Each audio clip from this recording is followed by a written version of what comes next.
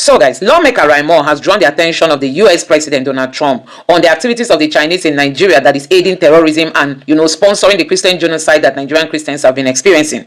Raimo is calling on the US president to pay attention to what Chinese are doing in Nigeria that is worsening the security situation in Nigeria. Now, see how this headline here captured it. It says, breaking. China is paying protection money to radical Islamic terrorists who use that money to finance their operation to persecute and kill our brothers and sisters in Christ. Raimo granted an interview, but before then, he also tweeted it on his Twitter page, and this is what he said. He said, earlier this week, I delivered my report to President Trump detailing the persecution of Christians in Nigeria. One key point that has been missing from much of the coverage is that the Chinese are running illegal rare earth mineral mining operations in Nigeria, which is what is causing and fueling the insecurity we are seeing. Also, this headline here captured it and said, exposed. Chinese illegal mining funding Islamic terrorists, killing tens of thousands of Nigerian Christians. US Congressman Raimo is dragging the Chinese government and the Chinese people over the activities in Nigeria, which is worsening the level of insecurity being experienced by the country, guys. And he's calling on Trump to pay attention to that. I'm going to allow you to take a look at the video where he actually said that, during an interview session. Just take your time and watch this video. Now, this person also said Chinese are running illegal rare earth mining in Nigeria, paying protection money to terrorists. Raimo is saying the same thing Oshomole said, not quite long. Oshomole dared the Chinese people for coming to Nigeria, and then in the name of mining, and they are worsening the insecurity that Nigeria is battling. Now, this person here reacted saying, the Chinese are Nigeria's problem. They have been the ones sponsoring these terrorists in Nigeria, and the government is aware of it. We need US intervention. This other person here said, China is a direct beneficiary of terrorism in Nigeria as they engage in illegal mining, pay these terrorists to protect them, and also cause havoc to make government look away from the minerals, guys. This is what Nigerians are saying, that Chinese people are really the problem we have in this country, that they pay these terrorists big money to protect them and also protect their mining site. And at the end of the day, the terrorists are going to just keep increasing and waxing strong because they are getting financial backings from these Chinese people. Anyway, guys, I'm just going to allow you to take a look at this video and let me know your thoughts in the comment section. Please don't forget to subscribe to the channel and turn on the bell notification for more. Thank you. Focus now, West Virginia Congressman Riley Moore, who's been to Nigeria and helped prepare that report for President Trump. You have new developments, and welcome in Focus. Thank you. Well, Harris, thanks for having me, and thank you for staying focused on this topic that many, unfortunately, are ignoring, but not you, so thank you for that so much. Absolutely. What is the very latest that you have for us on this? Well, we presented our report to the White House, and obviously we had talked about that previously, and this was pursuant to President Trump asking me and many other members of Congress, Republicans, to go to Nigeria, investigate, understand what's happening, particularly in the Middle Belt region of Nigeria, which we've talked about a lot. This is where a lot of this killing is going on. One of the things I think people that will find extremely shocking from this report is that the Fulani militants, these Islamic militants we've been talking about, they're getting paid by the Chinese who are operating illegal mining operations in Nigeria. So the Chinese go in, they don't have a permit to mine, and they will bribe people in that state to be able to mine, and then the protection money is then paid to the Fulani militants, who then use that money to then go murder and martyr Christians within Nigeria. So there's a lot to unravel here, but thank God President Trump has accepted this report. He is working so hard to bring the different sides together, the U.S. and Nigeria, but also our interagency coalition that we have going on, that we do have a plan and we are moving forward on this. So we do feel like we're taking good steps. Well, and I know the president has fortified on the ground there with some military intelligence and military support, if you will, because the president there, who is Muslim but his wife is Christian, which is interesting there in Nigeria, has accepted some help to go after these killers. You mentioned mining. Is this over energy, any of this? I had not heard that from you. No, this is rare earth. These are rare earth minerals that the Chinese are extracting there in Nigeria, illegally, by the way. Okay. Thank you so very much for the latest on this. We'll have you check back again. I mentioned military in this whole scenario because the president does. We know he is serious. We know the president of Nigeria is doing what he can, so he says, but more can always be done to stop the So Oshomole just accused China of creating terrorism in Nigeria, arming terrorists, and also using them to gain access to mineral resources and steal Nigerian mineral resources. The same thing we are blaming America for, and China is pretending to be supporting Nigeria. That is exactly what Oshomole just narrated, that China has been doing it for a long time, and that most of the terrorists in this country are actually funded and supported by China. Now listen to the full details. Those involved in this illegal mining, they use choppers, they procure arms exactly the same way as our military were doing in the South. They give them arms, they use choppers to come and cut away the gold, and they take them out of this country and make billions of US dollars. And the federal government is not doing what it should be doing. I took this letter to the former president when I was national chairman of APC, and I said, call the general to give you more brief. In fact, what is happening, or what something really happened in that part of the country, was exactly what the general told me was going to happen. Because these guys have been weaponized by the illegal big men who deploy them, secure territories, and the weapon is meant to protect the Chinese and other foreigners who they actually employ to carry out the mining. And on occasion, they use the same weapon to carry out banditry, kidnapping, and all of the terrible things that are going on. Chief of Committee Chairman of Defense Staff, tell the defense I said so. That some retired military officers, army officers are involved in it. The day we can't tell the truth, this country cannot flourish. We can't change our, when it affects our people, we are at our best. We talk strong. Some other people appear to be above the law. That is what is going on with solid mineral. It is not that we don't know where it is. We have a whole survey of where we have what across the length and breadth of Nigeria. We also know, everybody complaining about certain people from certain nationalities. How they got here, even as we are talking now, they are doing those illegal mining. And those guys are getting richer when Nigeria State is getting poorer. But we carry the consequences of banditry, kidnapping, and that they wish this on illegal armed men, which they equip. So who can afford to buy a chopper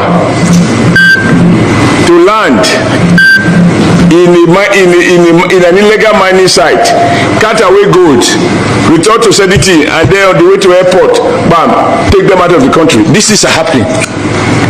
So I agree with you, but my position is that we shouldn't, as senators, be lamenting. As senators, we should fix the problem. We should tell the executive, you must deploy exactly the same force that you deploy against illegal oil bunkering. That same force should be deployed to deal with criminals who are when I say criminal, it can be a retired general, it can be a retired permanent secretary, it can be a retired trade unionist or a retired labor leader. Whoever is involved, they should be there to let Nigeria see that we are not condoning this. We are not lamenting what is going on. When you have a country of people who are above the law because they are supposed to have served the country, they have retired, and now. Some people have asked some question that between America, who is telling Nigerian government to stop the buying of people in Nigeria, and the China, who is telling America not to meddle into our matters, and now they are suspected to be the ones who are funding terrorists in Nigeria, who should we trust?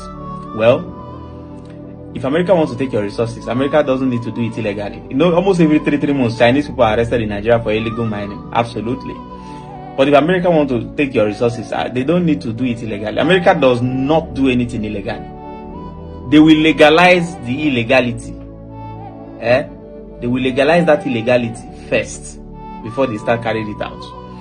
That is why you see countries like Ukraine today is one of the points of negotiation on the table is that America need to be given access to the rare earth minerals that is within the area where the war is happening, that for them to be able to get involved in this war, they need access to the rare earth minerals there. So this is America telling Ukraine that we want to take your resources to help you. Then somehow you begin to wonder, then why shouldn't we believe you created the war in the first place? Then look at what they are doing to Greenland, you know, and also look at what they are doing to Iceland. All this thing is just for you to know that. Look at what they did in Syria as well. In Syria, as the war was going on, they said they left some soldiers to protect the oil field in Syria. And of course, you know, the oil field, who are doing the drilling there, still the same America. Look at what they are trying to do to Venezuela. So America will create. They I don't know. Let me not blame them, but let me not say outrightly. But from what people say, maybe it looks like, I don't know. China is a petty thief, while America is a major. They use choppers. They procure arms exactly the same way as our military were doing in the South. They give them arms. They use choppers to come and cut away the gold. And they take them out of this country and make billions of US dollars. And the federal government is not doing what it should be doing. I took this letter to the former president when I was national chairman of APC. And I said, call the general to give you more brief. In fact, what is happening, or what subsequently happened in that part of the country, was exactly what the general told me was going to happen. Because these guys have been weaponized by the illegal big men who deploy them, secure territories, and the weapon is meant to protect the Chinese and other foreigners who they actually employ to carry out the mining. And on occasion, they use the same weapon to carry out banditry, kidnapping, and all of the terrible things that are going on. Chief of Committee Chairman of Defense Staff, tell the defense I said so. That some retired military officers, army officers are involved in it. The day we can't tell the truth, this country cannot flourish. We can't change our, when it affects our people, we are at our best. We talk strong. Some other people appear to be above the law. That is what is going on with solid mineral. It is not that we don't know where it is. We have a whole survey of where we have what across the length and breadth of Nigeria. We also know, everybody complaining about certain people from certain nationalities. How they got here, even as we are talking now, they are doing those illegal mining. And those guys are getting richer when Nigeria State is getting poorer. But we carry the consequences of banditry, kidnapping, and that which these on illegal armed men, which they equip. Sir, who can afford to buy a chopper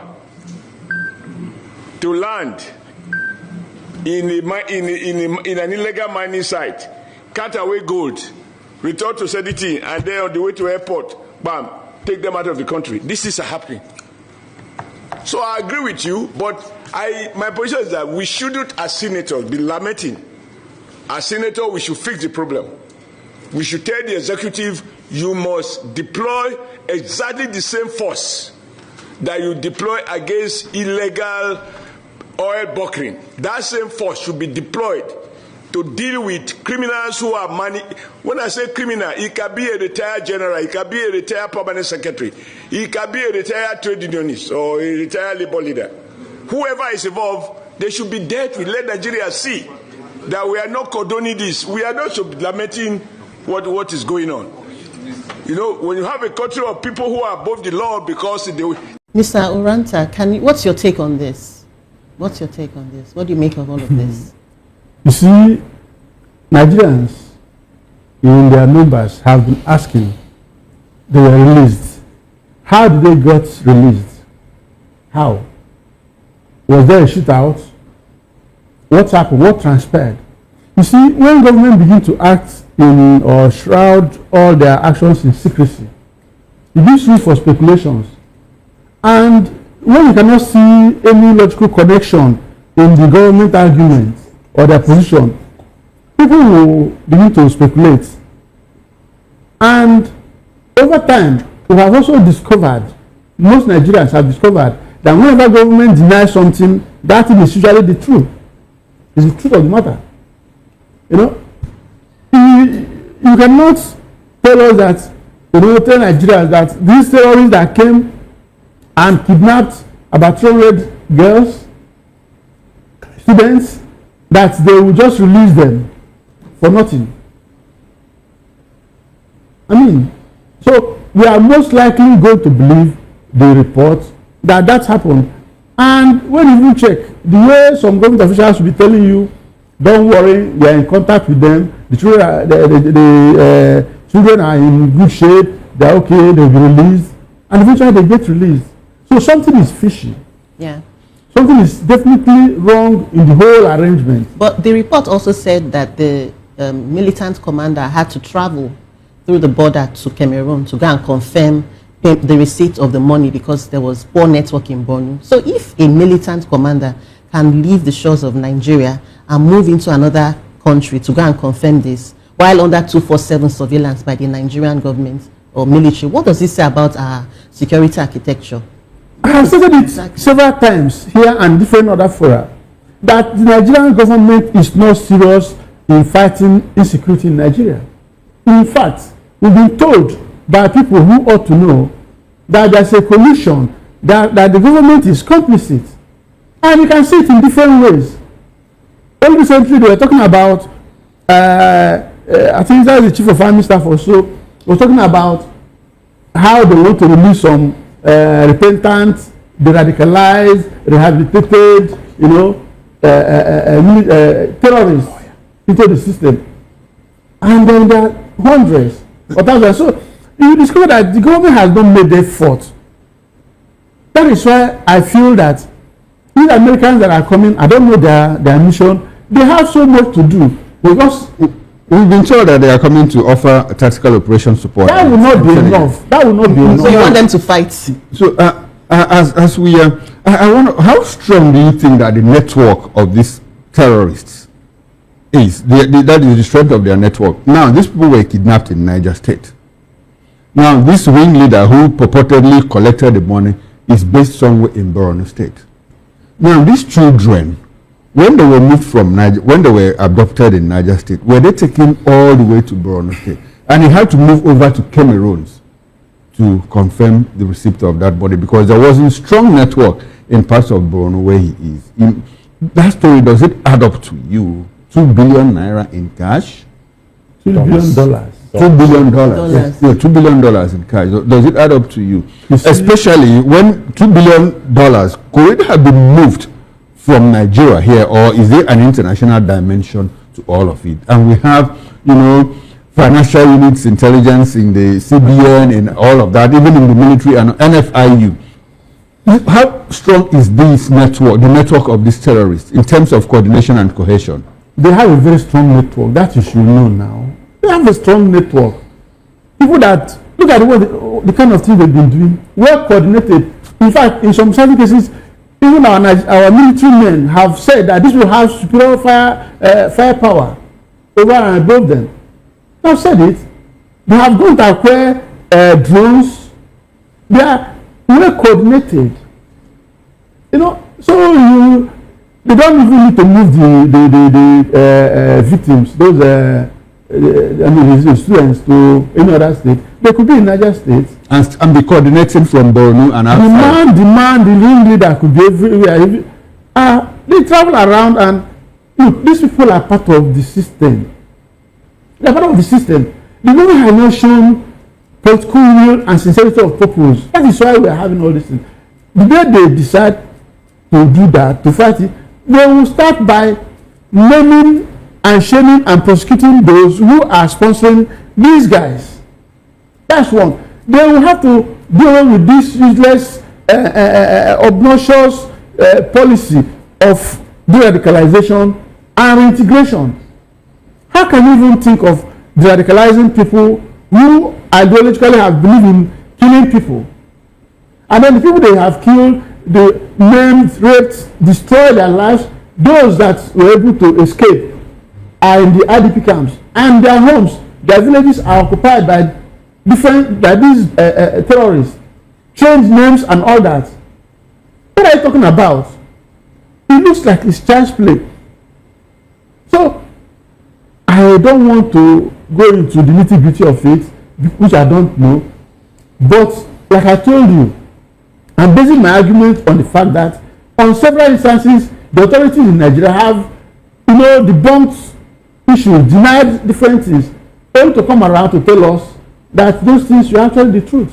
All right then. If I happen 1, 2, 3 times, 4 times, do you need to also be arguing over it? You just know that, okay, this is the pattern. So we are following the trend. All right. All right. Thank you very much, Mr. Soni Ranta. Now, Mr. Agui, thank you very much for staying with us into this conversation. Now, it becomes difficult to believe the Nigerian government, to say, okay, no, they haven't paid ransom and all of that, because I'm sure we've had this conversation before, and a lot of Nigerians have also chimed in on this line of conversation, that how is it that you rescue 100, 200, 300, in some cases, kidnapped victims without any casualty, and then you say there wasn't some sort of negotiation that took place?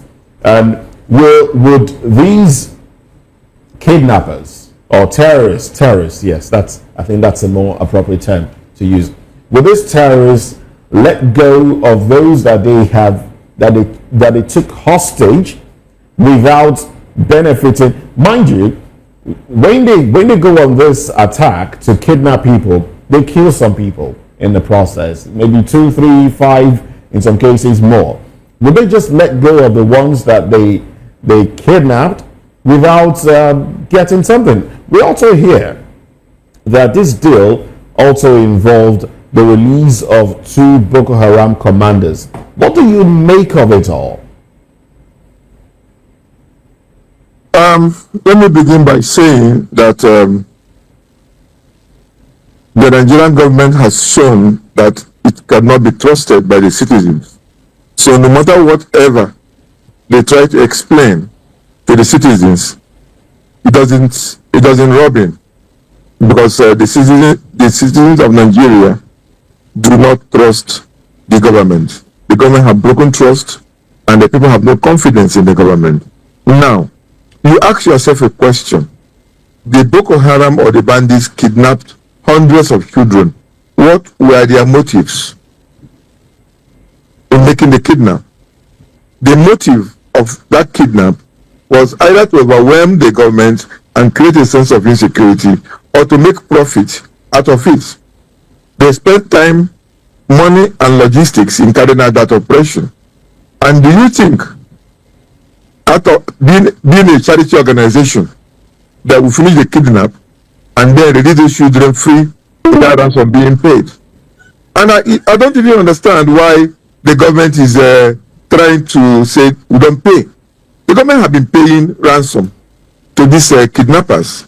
Even El-Rufai, as a governor, admitted that he paid ransom to the kidnappers because it was a federal government policy under the National Security Advisor to pay these kidnappers, that he wanted to fight them. He has to pay them so that they should stop killing his people. And many governors in the north has been seen taking selfies with these bandits. Many governors and local government executives in the north has been seen negotiating with these bandits, with the bandits fully armed. Do they come for these negotiations and go back with their arms without money exchanging hand? Is it possible? It is not. Coming to talk about $2 billion, that might look like a lot of money to anybody that hears it.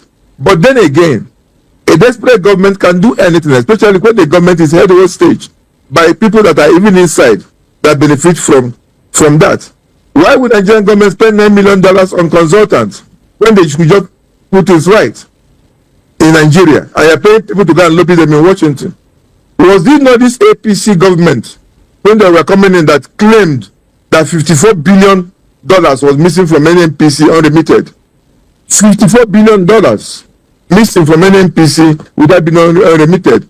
It's not the same government that is borrowing money all over the world without accounting for how that money is being borrowed. Is that money being used in paying ransom? Because what we see on the ground does not match up to the money that is being borrowed. When government wants to move money in that form, they do that in cash.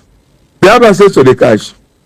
CIA in America transported billions, over hundreds of billions of dollars to Iran under Obama.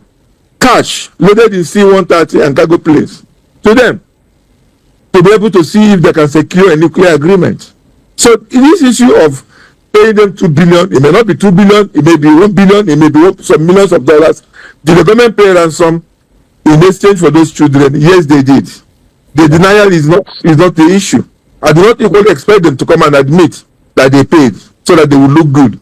Most government do things and deny them. But later on, when the files are declassified, you will see the truth.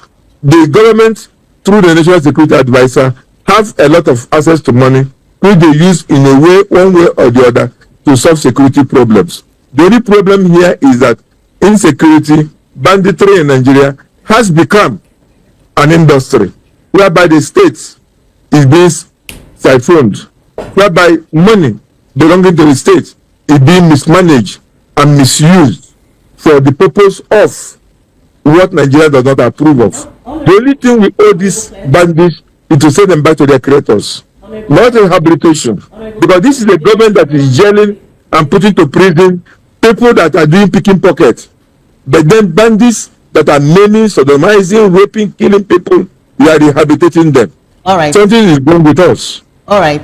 There's a Nigerian law that prohibits payment of ransom. We know that's on paper. And also there's a terrorist, anti-terrorist law that also talks against swapping, terrorist persons. So what do you think about this? Because it appears as though the government is circumventing this law. So from a law perspective, what do you have to say to this? The Nigerian government has been a very serious lawbreaker. What law does this government respect, except the one that is convenient to them? The government of Nigeria should be in prison if we were a civilized country. This government should be service just a long jail sentence for breaking almost all aspects of Nigerian laws. They make laws, they don't even respect their own laws.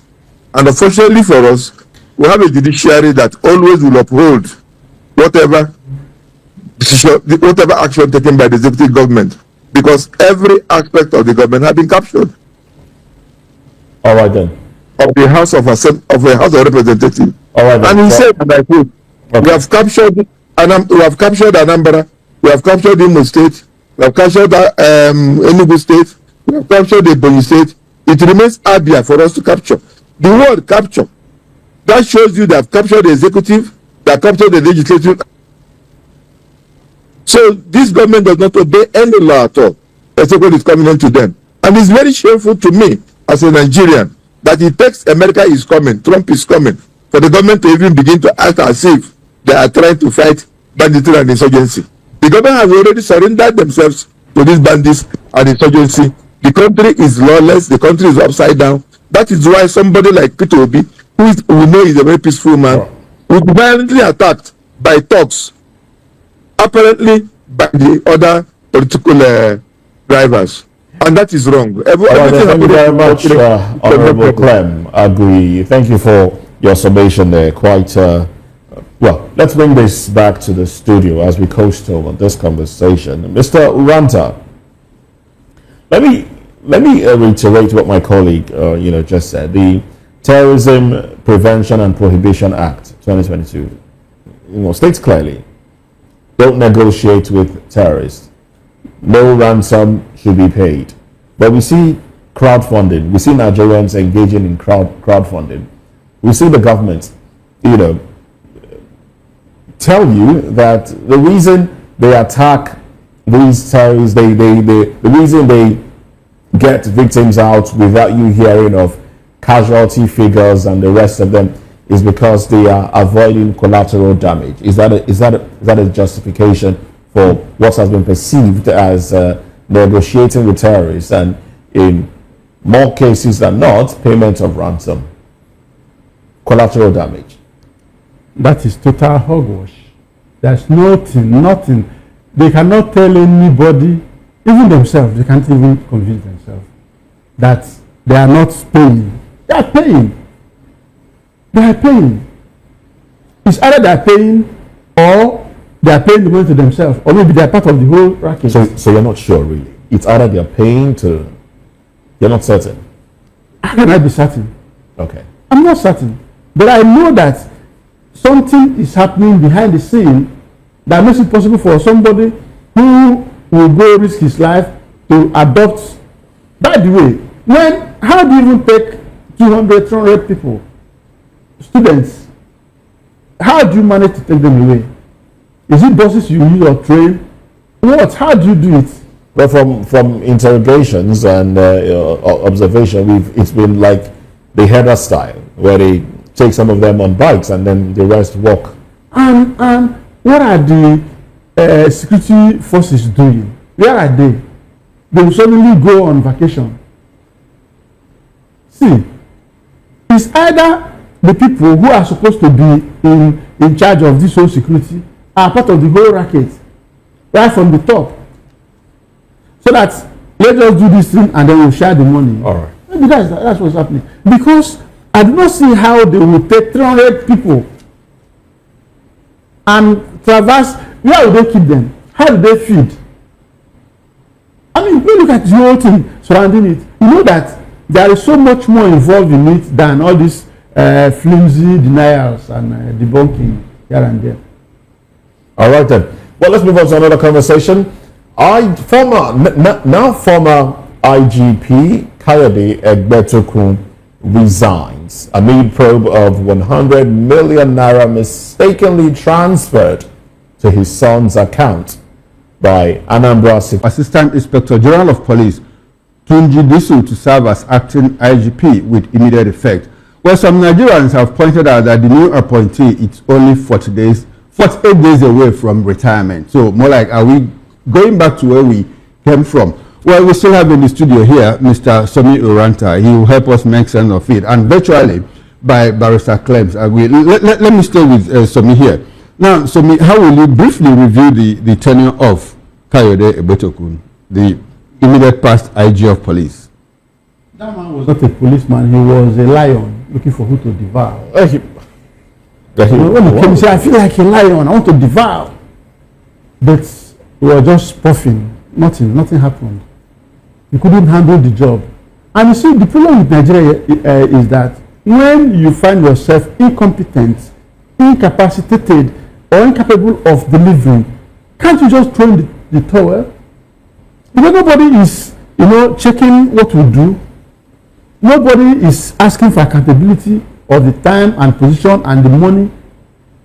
Is that not the IGP that kept on insisting on how to arrest Nigerians or make them pay for tinted glass?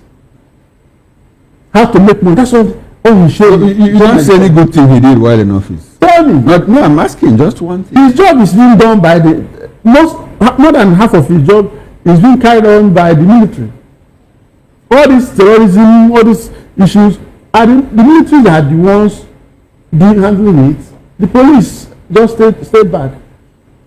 All he's doing is pursuing, going after Shore, taking him from one court to the other, and all those. Look, we need our country back. Okay, we need our country back. We need our country back. One of the controversies that dogged Kayode was that, well, at the time he became IG, he had few days or months to leave office, and his tenure was extended. The president went to National Assembly, secured approval from National Assembly. The act was amended, and his tenure was extended. Now we have a situation where the president bypassed 8 DIGs, Deputy Inspector Generals of Police, and took an AIG, Assistant Inspector General of Police, in person of Tunji Disu, who, by the way, we understand, will turn 60 in 48 days as acting IGP. Now the other 8 DIGs will have to leave service because they apparently cannot be reporting to someone that is their junior. They don't have to resign. No, but we see these things happen. We see these things happen. But it's not written anywhere that they must leave. No, but they normally leave. The way our government our administration is structured. Or they could be sent to Siberia. Okay, so let's assume that they leave. Let's assume that they leave. What is the benefit of the president having to, just take out 8 DIGs? We see that happen in the military. We were told that in the past 10 years, we have retired prematurely over 500 generals in the Nigerian army. So what is the value of all of that? You see, the thing is, we have a system that do not tap from, we just like in everything we do is that way. We send people out, we send on our mission, foreign missions, we send our troops to go do one thing or the other for no just reason. There's nothing that is coming for the country. You train these people only to throw them away and make them look, they leave the service very, very disgruntled, dissatisfied. And instead of reaping from the training, see, a man in the US, one of his staff made a mistake that cost the company $600,000. The next day, the press came to find out how he's faring. And when they asked him, when they entered the office, they saw the man who caused that huge loss for that company on his seat, doing his job. And they burst into the man's office, say, what happened? Is that not the man who caused your company that huge loss? He said, yes, what do you want to do? I should turn him away. Somebody should hire his experience. I just spent $700,000 training him. For hours, we train and send away without reaping the benefit. Look, we are in a nation of wastages everywhere, in governance, in every system, every part of this nation. We are wasting things every day. Now, I don't know how much our human resource, we waste our resources, we waste everything, natural resources, everything is wastage. I don't know how much you know of the person and personality of Tunji Disu. His last appointment, he was in charge of Force CID in Alabon here in Lagos. So, are you expecting that there might be some kind of change, in the governance mission of the police with regard to his personality? He was in the criminal department. That's his last assignment. So do you see a situation where criminals will feel that, there's a new sheriff in town? You see, the system, even if he had something good in mind to do, the system will bring him down. There are fetters already on his legs and hands. And the thing is that when these officials are appointed, these appointments are made, their loyalty goes to the man who appointed them. They do not think or have the common sense to reason that it is the nation that employed both the one that appointed you and you that is the appointee. They don't want to bother with that. So whenever the intentions are wrong, it's like in logic. When the premises are wrong, the conclusion must be wrong. Because the thinking, the mindset is that my loyalty is to the man who appointed me. But you didn't even bother to think, take it to the logical conclusion that the man who appointed you is also an employee of the people. So all of you are responsible, are accountable to the people. That is where we always get it wrong. So the man that has come in now, Mr. Disu, I pray he brings something new to the table, but the system will bog him down. Beyond the health issue of the immediate past Inspector General of Police, because in his resignation he cited on health grounds and all of that. So we are told. So we are told. Yes. Now, we were not privy to the meeting he had with the president, so we are basing our judgment on what he said or what we were told that he said. Now, there's a certain controversy, surrounding his exit regarding the payment of a certain 100 million naira, into his son's account by Anambra State Security Agency and all of that. Do you think that, and his back and forth with Showore and all of that, do you think that the president might have felt, this man has embarrassed this administration enough, to say, gentleman, can you step aside? Could that be a possible explanation to his exit? Well, if the president have to decide that this man has disgraced this administration or the nation, to no end, then he must be able to carry it out in different areas. And there are so many people that have disgraced the country, his government. There are so many around him. Let's be factual with these issues. So, but as for this man, this Gotoku man, the lion, who was looking for who to devour, who could not devour anybody, not even the criminals, you know, or area boys on the streets, that money, 100 million, 100, 1, 2, 3, 4 to 100 millions missed its way and entered the account. But we understand that the money was transferred out much later. Okay. When he got wind of it, he ordered that the money be taken out of his son's account. Then Sahara reporter said, in fact, we have to get Showore. I need to interview him. The guy is doing a great service to this nation. A lot of things, everything Showore has said happened that way. Showore is just like nnamdi Kanu. Most things nnamdi Kanu said happened that way. Everything Showore said, you think where did he get the information? That guy is going places. He gave us the story and they fought and fought, took him to court, to this, from one court to the other. Finally, he bowed out. So, in essence, you would say Showore has won. Nigeria has won. Nigeria has won. Why did that money come to my own account or my son's account? All right, he has 48 days, you know, before we don't know if the government might, you know, circumvent the law to make sure that he stays beyond his tenure. What do you think is the most pertinent issue he might have to confront now as an IGP acting? First and foremost, the law has already been amended, so he can just continue like his predecessor. Yes, but the thing is that he should reform the Nigeria police. Let him not take the police as a service or a force that is focused on money making. Treat the people well. Make sure that the money gets to. Look at when they had that the IGP Egotuku has gone and they were jubilating.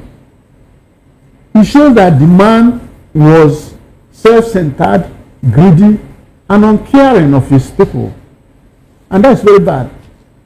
Every leader must make sure that you carry your people along. Don't chop alone. You chop alone, you die alone. How about the role of the police in the 2027 election is even more pertinent. How about that? Come again. The role of the police in the 2027 elections is is also very pertinent. Look, let's leave 2027 aside for now. Okay. There's so much. See, between now and next year, there's so much that will happen. Okay. So much that will happen that will blow our minds. Oh, let's leave 2027. All these things that do, all these games the politicians are playing, they are not gods. Talking about the people rejoicing because Ebochukwu exited the force, don't you think that if this will exist in the next 2 months, that some people will also rejoice? If he behave like his predecessor, they will rejoice if he leaves. Okay. If you behave well, if you carry the people along, if you know chop alone, rub oil on everybody's mouth. Scratch my back and scratch your back. Well, thank you very much, Sonny Ranta, for your contribution there. We must also appreciate Mr. Kleb Agui, who is a lawyer. So guys, like some people will say that Tinubu has outsourced insecurity to the United States while Tinubu has given over, collection of taxes to France. Now, you can see that the US is the one daring the Chinese companies that come into Nigeria for mining.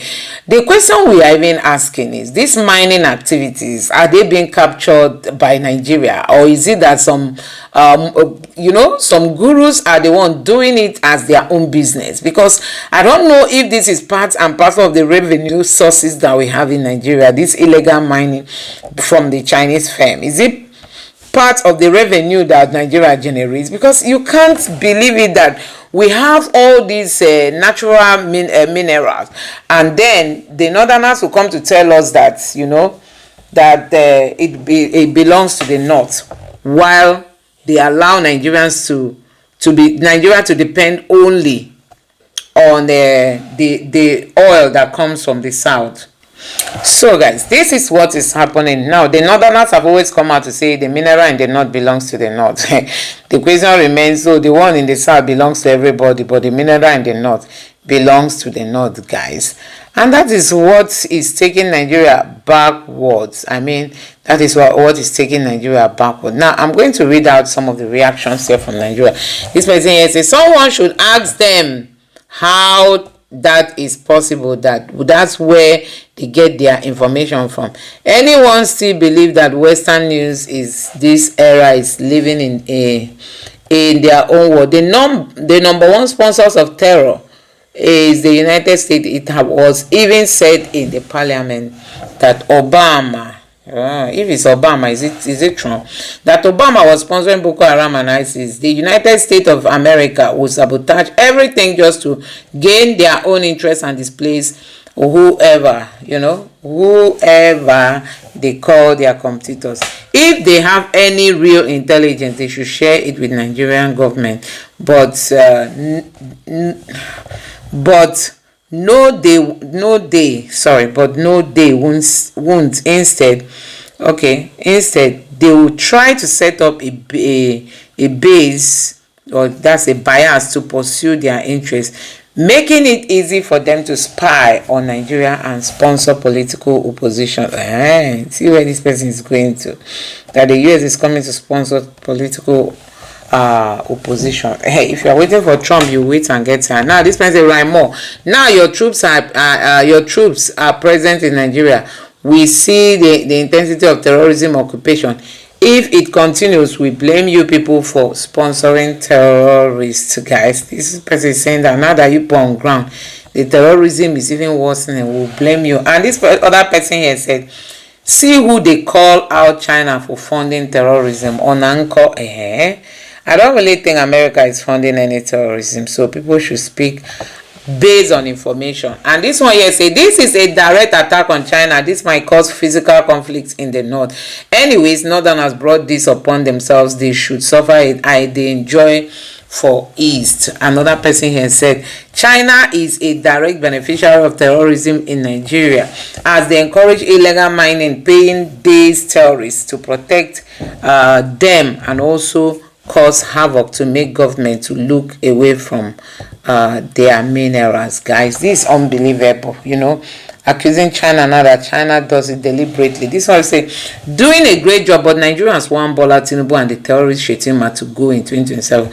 America should warn Bola Tinubu not to rig 2027 election in collaboration with criminal INEC. Guys, now this other person here posted something, and this is what this person reacted, saying, let the Chinese government refute this claim. When I say China is killing Africa, you all think it's a joke. China would deny, America would legislate, Nigeria will form a committee, and somewhere in Zamfara a Chinese miner will hand cash to the militant leader. A leader will buy a gun, and another Nigerian community will burn. This cycle will continue until Nigeria decides. Guys, these are reactions from Nigerians. Let me know what you think about them in the comment section below. So the question is that the US is accusing Chinese of aiding terrorism in Nigeria, and worsening the Christian genocide happening in Nigeria as a result of paying terrorists to protect their sites, and at the end of the day they use the money for their own gain. Guys, anyway, let me know what you think about this in the comment section. Please don't forget to subscribe and turn on the bell notification for more. Thank you.